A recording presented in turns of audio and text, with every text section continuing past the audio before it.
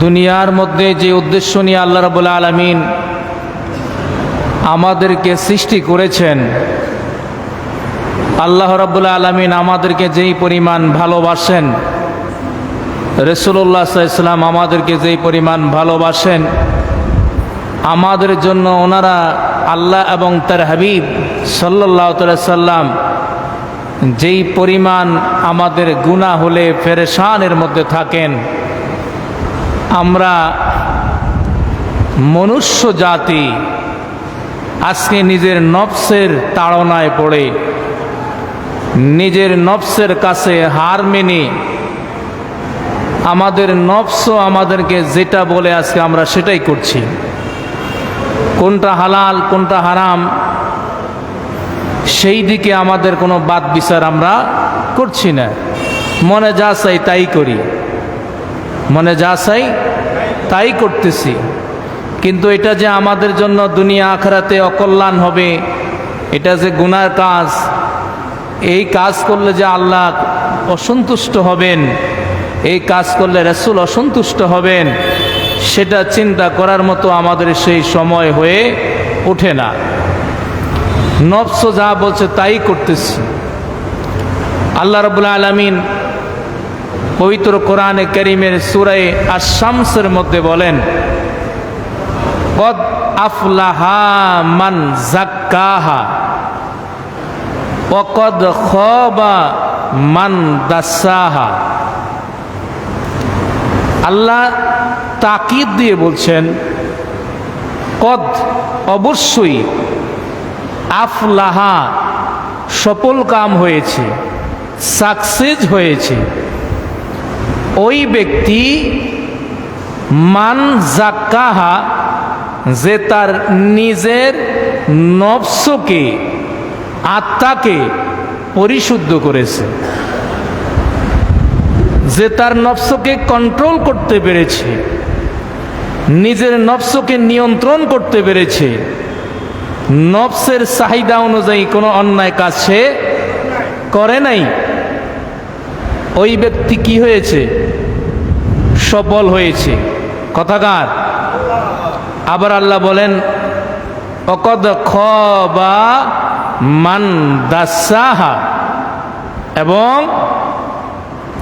ব্যর্থ হয়েছে, বিফল হয়েছে, পরাজয় বরণ করেছে ওই ব্যক্তি যে তার নফসকে কলুষিত করেছে, নিজের নফসের নিয়ন্ত্রণে সে চলে গিয়েছে, নফস যা বলেছে সে তাই করেছে, নফসকে যে নিয়ন্ত্রণ করতে হবে সেই কথা সে ভুলে গিয়েছে, ওই ব্যক্তি ব্যর্থ হয়েছে। কি হয়েছে? কথাকার। আল্লাহ পাক বলছেন 30 পারার মধ্যে এসেছে, আল্লাহ বলছেন, ওয়া আম্মা মান খাফা মাকামা রব্বিহি ওয়া নাহান নাফসা আনিল হাওয়া ফা ইন্নাল জান্নাতা হিয়াল মাওয়া। সুবহানাল্লাহ বলেন। ও আম্মা মান খাফা, আর যেই ব্যক্তি ভয় করে, কি করে? মাকামা রব্বিহি, কিয়ামতের ময়দানে তার রবের সামনে তাকে দাঁড়াতে হবে। দাঁড়াইয়া সে দুনিয়ার মধ্যে যেই কাজ করেছে, আমল করেছে, এটা আমলে খায়ের হোক, আমলে শার হোক, ভালো আমল হোক, খারাপ আমল হোক, ওই সময় আল্লাহর দরবার কাঠগড়ায়, আল্লাহর আদালতে দাঁড়িয়ে তাকে পুঙ্খানু হিসাব দিতে হবে। এই হিসাবকে যে কি করে? ভয় করে যে আমি কি সঠিক হিসাব দিতে পারবো কিনা, আমাকে তো হিসাব দিতে হবে। ওই দিন যদি আমি নামাজ না পড়ার গুনাহ নিয়ে যাই, রোজা না রাখার গুনাহ নিয়ে যাই, হারাম খাওয়ার গুনাহ নিয়ে যাই, বেপরদার গুনাহ নিয়ে যাই, জেনা ব্যভিচারের গুনাহ নিয়ে যাই, পরের হক নষ্ট করার গুনাহ নিয়ে যাই, আল্লাহর সামনে দাঁড়াই আমি কেমনে জবাব দিব? এই ভয় যার কি আছে? দিলে আছে, নফসে আছে, আত্মায় আছে। তারপর কি এই ভয় করে শুধু ভয় করছে এতটুকুই না, ভয় করার পরে ওয়া নাহান নাফসা আনিল হাওয়া, নফস চেয়েছে তাকে খারাপ কাজে নেওয়ার জন্য, নফস চেয়েছে গুনার কাজে নেওয়ার জন্য, কিন্তু সে নফসকে কি করছে? নিষেধ করছে, নফসকে বাধা দিয়েছে। না, মন চাইছে যাওয়ার জন্য, যাওয়া যাবে না, এতে আমার আল্লাহ কি হয়? বেজার হয়। আমি তোমার কথা মতো গুনার কাজে যেতে পারবো না। কিয়ামতের দিন আল্লাহর কাঠগড়ায় দাঁড়ায় আমাকে হিসাব দিতে হবে। আমি কেমনে হিসাব দিব? তখন সে তার নফসের বিরুদ্ধে অবস্থান নিয়ে নফসকে গুনার কাজ থেকে হেফাজত রেখেছে। আল্লাহ পাক বলেন যে এই কাজটা করেছে, আল্লাহ আগেই শুভ সংবাদ দিয়েছেন, ফাইনাল জান্নাতা হিয়াল মাআওয়া, আমি আল্লাহ যে তার নফসের বিরুদ্ধে যুদ্ধ করে বিজয়ী হয়েছে, নফসকে পরাজিত করেছে, আমি আল্লাহ খুশি হয়েছি। আমি তার জন্য এই কষ্ট স্বীকার করার কারণে জান্নাত আবাসস্থল হিসাবে তৈয়ার করে রেখেছি। আমরা তো মাঠে ময়দানে জেহাদ করি, ইসলামের অনেক যুদ্ধ হয়েছে, জেহাদ হয়েছে, বদরের যুদ্ধ হয়েছে, অহুদের যুদ্ধ হয়েছে, খন্দকের যুদ্ধ হয়েছে, তাবুকের যুদ্ধ হয়েছে, হুনাইনের যুদ্ধ হয়েছে। হয়েছে কি হয় নাই? রাসূল বলেন যত জিহাদ হয়েছে, তোমরা যত জিহাদ করো, আসাদুল জিহাদে জিহাদুন নফস জিহাদুল হাওয়া। রাসূল বলেন সবচেয়ে বড় জিহাদ হলো নফসের বিরুদ্ধে জিহাদ করা। কিসের বিরুদ্ধে? নফসের বিরুদ্ধে জিহাদ করা। রাসূল এটাকে সবচেয়ে বড় জিহাদ বলেছেন। এখন আমরা তো নামাজ পড়ছি, আমরা আসলে বান্দার কোন স্তরে আছি আমরা এটা জানি না। আজকে এই সম্পর্কে আলোচনা করব ইনশাআল্লাহ। আমাদের ভিতরে যেই নফস আছে, কি আছে? নফস আছে। নফসটা যে কি জিনিস, কোথায় আছে, এটা আমরা কি জানি না? জানি না কোথায় নফস আছে। কেমন? আমাদের কলব আছে বাম দুধের কোথায়? 2 ইঞ্চি নিচে। আমাদের রু আছে কোথায়? আমাদের ডান স্তনের 2 ইঞ্চি নিচে। কথা কোন ঠিক কিনা? তারপরে আমাদের সির, তারপরে খফি, হ্যাঁ, তারপরে কি আখফা আছে কি নাই?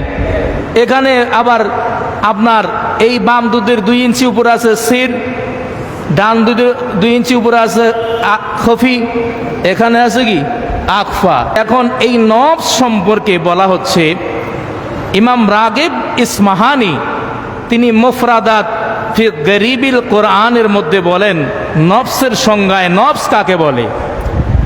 তিনি বলেন আন-নাফসু জাওহারুল ইনসানিল্লাযী বিহি ইয়াকুনুল ইনসানু ইনসানান। নফস মানব বডির এমন একটা গুরুত্বপূর্ণ অংশ, যে অংশটা থাকলে একজন মানুষ মানুষ হয়, এটা না থাকলে আর মানুষ থাকে না। সেটাকে কি বলে? নফস। কেমন? আবার কেউ বলছে নফস অর্থ প্রবৃত্তি, মানুষের কামনা বাসনা যেটা দিয়ে হয় সেটাকে বলা হয় কি নফস। ঠিক কি না? তো আল্লাহ পাক কোরআনে নফসের কসম করেছেন। কিসের কসম? যেমন সূরা শামসের মধ্যে আল্লাহ বলেন ওয়া নাফসি ওয়া মা সাওয়াহা, কসম নফসের এবং কসম ওই সত্তার যিনি এই নফসকে সুঠাম করেছেন, সুষম করেছেন। এরপরে আল্লাহ বলেন ফাআলহামাহা ফুজুরাহা ওয়া তাকওয়াহা। অর্থাৎ মুফাসসিরিনে কেরাম, তাফসিরে তাবারি, ইবনে কাসির, কুরতুবি, বাগাবি, জালালাইন শরীফের মধ্যে আসছে, মুফাসসিরিনে কেরাম বলেন ফাআলহামাহা আই আররাফাহা আও বাইয়ানা। আল্লাহ পাক বর্ণনা করেছেন। কি বর্ণনা করেছেন? তরিকাল ফুজুরি ও তরিকাত তাকওয়া। নফসকে আল্লাহ বলে দিয়েছেন এটা হলো তাকওয়ার রাস্তা, এটা হলো পাপ, ফুজুর, ফিস্ক, জান, মাসিয়ত, এটা হলো গুনার রাস্তা। এই দুইটা পথ আল্লাহ নফসকে কি করে দিয়েছেন? বাতলিয়ে দিয়েছেন। তো আমাদের মধ্যে যে নফস আছে, রাসূলুল্লাহ সাল্লাল্লাহু আলাইহি ওয়াসাল্লাম বলেন, আন ইবনে আব্বাস রাদিয়াল্লাহু তাআলা আন কল রাসূলুল্লাহ সাল্লাল্লাহু আলাইহি ওয়াসাল্লাম আদা আদুফিকা নফসুকাল্লাতি বাইনা জানবাইকা। নবীজি বলেন, তোমাদের দুই পার্শ্বের মাঝখানে যেই নফস আছে, এই নফসটাই হলো তোমাদের সবচেয়ে বড় শত্রু। কে কয়? নবীজি বলছেন নফসটা আমাদের বড় কি শত্রু। এখন এখানে আমাদের অনেক মুসল্লি আছেন, আমরা তো নামাজ পড়ি, কিন্তু আমরা কে কোন নফসের অধিকারী আমরা কিন্তু এটা জানি না। নফস হইল তিন প্রকার। কয় প্রকার? তিন প্রকার নফস। এক প্রকার নফস হলো নফসে আম্মারা। এক প্রকার নফস কি? নফসে আম্মারা। নফসে আম্মারার ব্যাপারে আল্লাহ কোরআনে বলেন, ইন্নান নাফসা লা আম্মারাতুন বিসসুই। যেই ব্যক্তির নফস নফসে আম্মারা, ওই ব্যক্তির নফস তাকে গুনার কাজে নিয়ে যায়। কিসের কাজে? আপনি দেখবেন যখন আপনার মসজিদে আসার চেয়ে গুনার কাজে মন যাইতে বেশি চায়। যখন আপনি দেখবেন আজান হয়েছে, আপনি নামাজে গেলেন না, আপনি টিভির সামনে গেলেন, অথবা আড্ডায় পাড্ডায় গল্প গুজবে গেলেন। কেমন? আবার আপনি যখন দেখবেন আপনার কাছে নাচ গান ভালো লাগে, কি ভালো লাগে? গুনার কাজ ভালো লাগে, মিথ্যা কথা ভালো লাগে, গীবত ভালো লাগে, হারাম খাওয়া ভালো লাগে, জেনা ব্যভিচার করা ভালো লাগে, খারাপ জিনিস দেখা ভালো লাগে, হারাম খাওয়া ভালো লাগে। অর্থাৎ যখন আপনার কাছে গুনার কাজ কি লাগে? মজা লাগে, স্বাদ লাগে, ভালো লাগে, তওবা করতে মনে চায় না, তখন বুঝবেন আপনার নফস হইল নফসে আম্মারা। আপনার নফস কি? নফসে আম্মারা। এটা পাপিষ্ট নফস, এটা আপনাকে জাহান্নামের দিকে নিয়ে যাবে। কোথায় নিয়ে যাবে? হ্যাঁ, এখন আপনি চিন্তা করে দেখেন আপনার নফসটা কোন জায়গায় আছে। দুই নাম্বার হলো নফসে লাওয়ামা। নফসে কি? লাওয়ামা। লাওয়ামাটা লাইমুন থেকে, লাইমুন অথবা লাওয়ামা অর্থ হচ্ছে বৎসনাকারী। কি গাড়ি?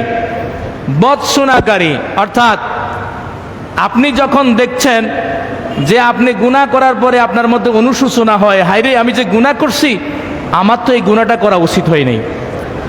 আপনি আরেকজনকে গালি দিচ্ছেন, পরে রে আমার তো তাকে গালি দেওয়াটা ঠিক হয় নাই। হ্যাঁ, একজন বললো যে চলেন মসজিদে যাই নামাজ পড়ি, বলে আর জামও পরে, আরে আমি তো মসজিদে গেলে জামাতে নামাজ আদায় করতে পারতাম। অর্থাৎ গুনাহ করার পরে যদি আপনার মধ্যে কি আসে? অনুশোচনা আসে, এবং তখন আপনার মনে চায় যে আমি একটু তওবা করে নেই, আরে আমি তো গুনাহ করে ফেলছি, এখন আমার একটু তওবা করা হয়েছে, আল্লাহ তো আমাকে গ্রেফতার করবে। কথা বুঝেন? অর্থাৎ আপনি যখন গুনার কাছ থেকে বাঁচার জন্য যুদ্ধ করেন, তওবা করতে মনে চায়, গুনাহ করার পরে নিজের নফস আপনাকে ভর্ৎসনা দেয়, তুমি গুনাহ করছো কেন? এটা তো খারাপ কাজ, এটা অন্যায় কাজ, এটা করা তোমার উচিত হয় নাই। তখন বুঝবেন আপনার নফস হইল নফসে লাওয়ামা। আপনার নফস কি? নফসে লাওয়ামা। আল্লাহ পাক নফসে লাওয়ামার কসম করেছেন। আল্লাহ বলেন, ওয়ালা উকসিমু বিন-নাফসিল লাওয়ামা। অবশ্যই আমি আল্লাহ নফসে লাওয়ামার কসম করি। এটা মোটামুটি একটু ভালো কথা বুঝছেন।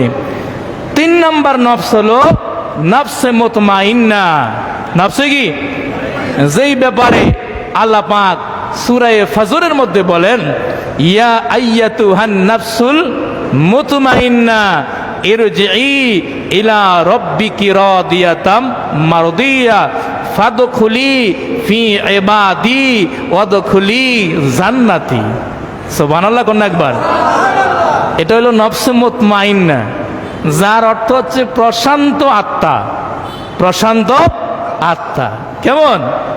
যেই আত্মাটা আপনি মনে করেন কঠিন মুসিবতে পড়ছেন, তখন আপনি পেরেশান হন নাই, চিন্তা করেন যাক এটা বিপদ তো আল্লাহই দিচ্ছে, যেমন হযরত ইব্রাহিম আলাইহিস সালামকে যখন আল্লাহ পাক হুকুম দিলেন তোমার প্রিয় বস্তু কোরবান করো, উট কোরবানি করার পরে চিন্তা করে দেখলেন ওইটা যখন হয় না, বারবার আল্লাহ স্বপ্ন দেখাচ্ছে, তার মানে আমার কাছে প্রিয় বস্তু আমার সন্তান ইসমাইল, তাকে কোরবান করতে হবে।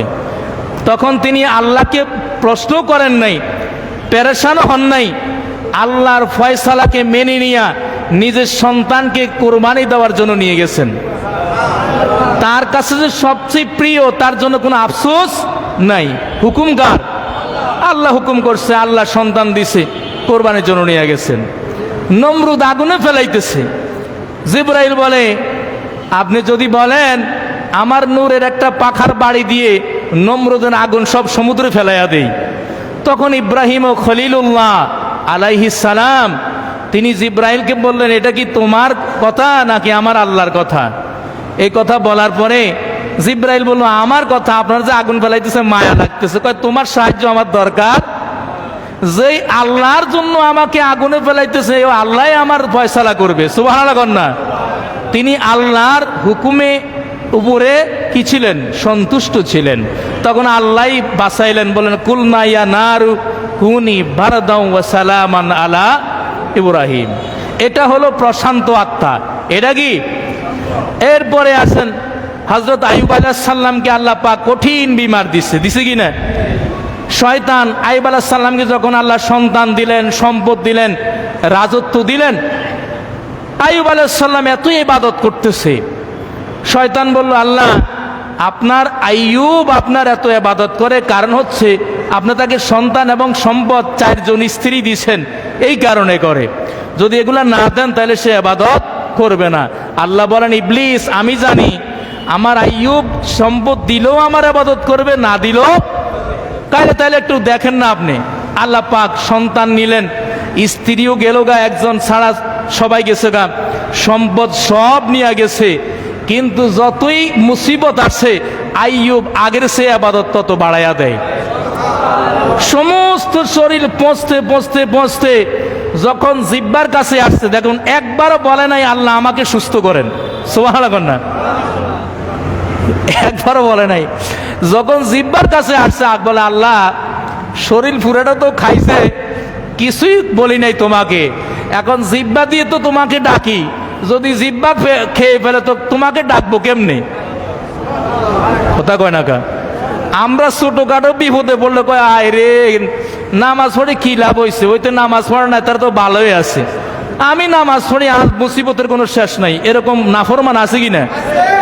অথচ কি কয় আল্লাহ সব তো খাইছে, জিব্বার একটু খেয়ে ফেললে তো তোমার কেমনে ডাকবো, কিন্তু আমারে সুস্থ করো, এখনো এ কথা।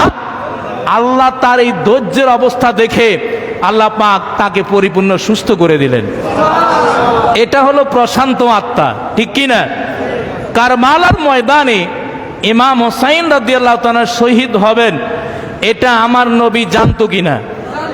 তিনি জানাইয়া দিয়েছেন সবাইরে যে আমার হোসাইন কি হবে? শহীদ হবে। আমার নবী যেটা দোয়া করে আল্লাহ তৎক্ষণাৎ এটা কি করে নেয়? কবুল করে নেয়। কথা কোন ঠিক কিনা? আমার নবী জানে, হযরতে আলী জানে, খাতুনে জান্নাত মা ফাতেমা জানে, তারপরে সবাই জানে কি হুসাইন কারবালায় কি হবেন, নবীও জানে। একবারও কি দোয়া করছে? কথা কয় না যে আল্লাহ আমি হুসাইনকে সবচেয়ে বেশি মোহাব্বত করি, আমার হুসাইনের বদলায় আরেকজন সাহাবীর জান আপনি কারবালায় নিয়ে আনেন, এটা বলছে? কেন বলে নাই? ওই যে নফসে মুতমাইন্না, প্রশান্ত আত্মা, অর্থাৎ আল্লাহর যখন যা হুকুম হয় তখন তাই তারা মেনে নেয়।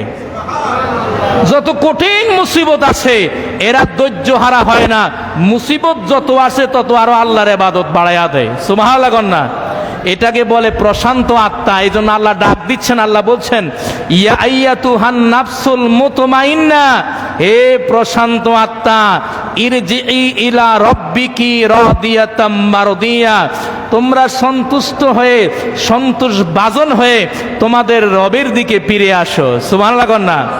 এরপরে ফাদখুলি ফি ইবাদি, তোমরা আমার এবাদ, আমার বান্দা, আমার মুকাররাব বান্দা, নেককার বান্দা, এর ভিতরে তোমরা দাখিল হও এবং ওদের সাথে অদখুলি জান্নাতি, আমি আল্লাহর জান্নাতে প্রবেশ করো। এর হলো মস্তে মুতমাইন্না, ঠিক কি না? এই নফস আমাদের দরকার আছে কি নাই?